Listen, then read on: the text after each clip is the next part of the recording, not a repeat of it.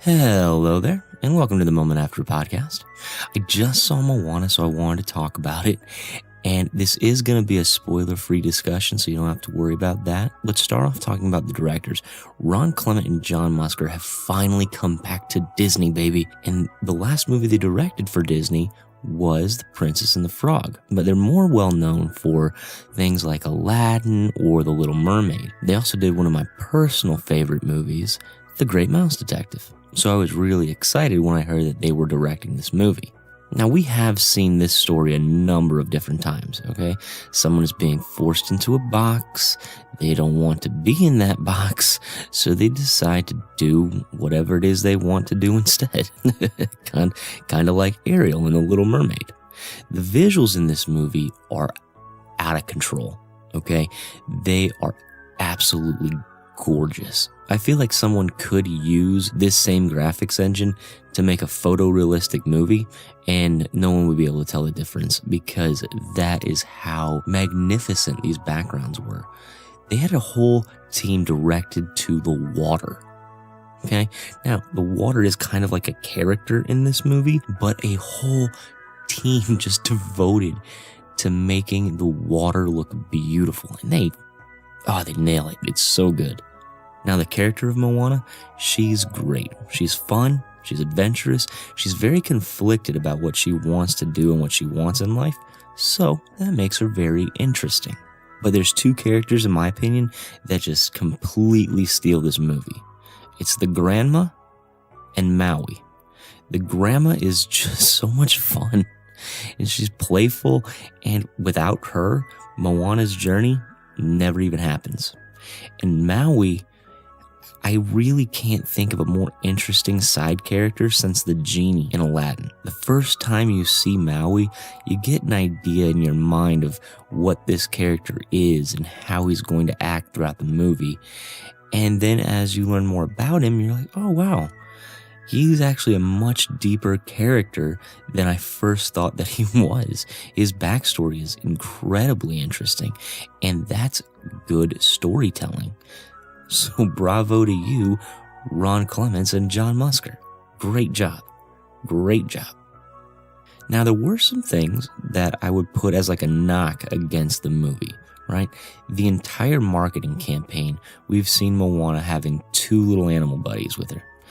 But in the movie, really only one is with her for the majority of the film. And in my opinion, it's the wrong one, okay? I tend to like the side characters in Disney movies more than the main characters. I love Belle and Beast, but if you ask me who my favorite characters in the movie are, I'm going to tell you Lumiere and Cogsworth. Same thing with like Aladdin and Genie, The Little Mermaid and Sebastian. I love Sebastian. I think he is hysterical throughout that entire movie. But the point being, I tend to like the side characters more than the main characters. That said, Moana's sidekick, it irked me, okay? This character, for all intents and purposes, is the same character from a Pixar movie earlier this year. I didn't like it there either. It bothered me then too. And I really don't think that I'm ever going to think about this character again, aside from when I watched Moana again. Also, the quote-unquote villain of the movie is kinda odd to me, okay? In the beginning of the movie, we are told that Event A happens, and because of that, Taka, the evil lava monster, comes and attacks. Well, how the movie ends, I don't really understand that because of how quick Taka attacks. It doesn't really make sense to me. And to that same point, I felt like the ending was a little anticlimactic, okay?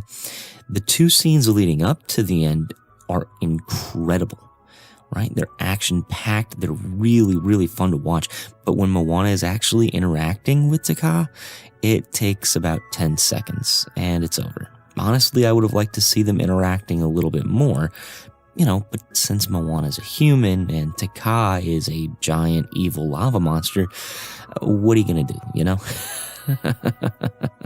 Not a whole lot of interaction that these two can have.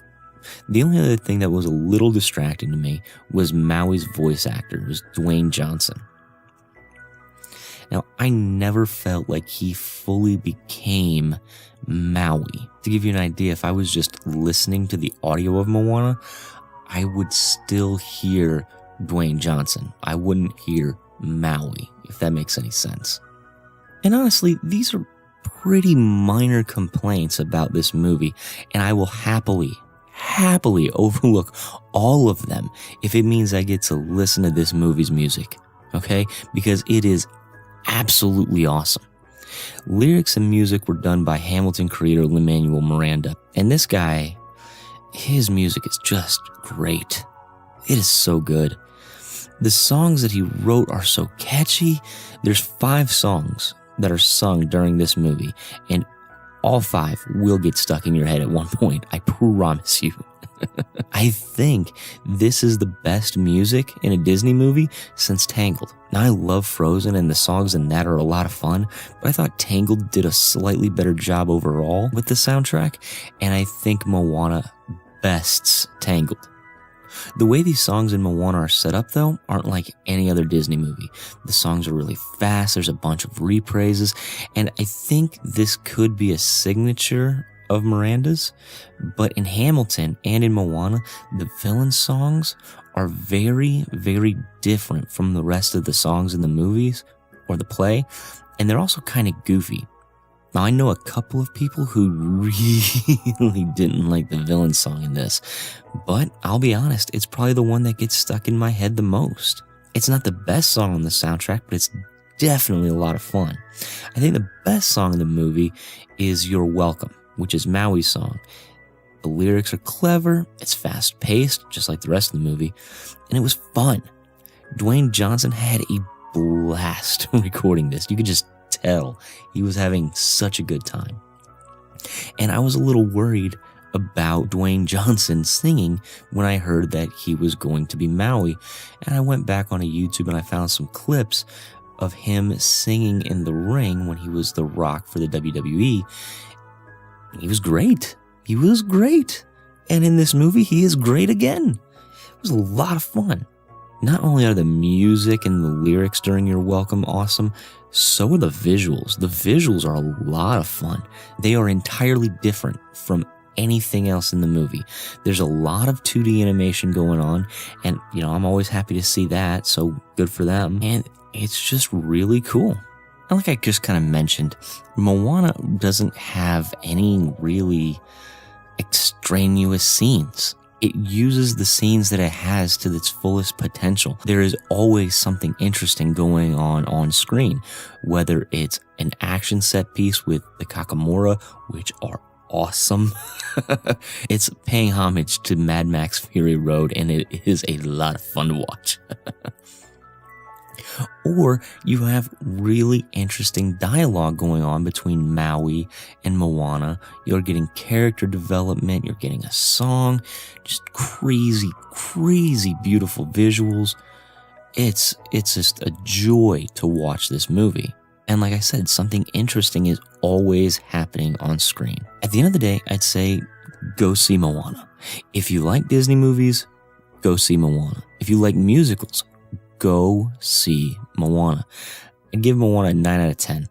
I can't wait for this movie to come out on Blu-ray because not only do I want to see the movie again, but because I would love to see how some of these visuals were made with some behind the scenes footage or something like that. I think that'd be really interesting. And that's the end. Thank you so much for joining me for this non-spoilers review of Moana. I hope you enjoyed it.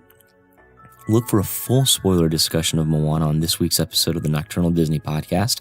And until next time, go watch some movies. Watch something you've never seen before and enjoy it. Good night.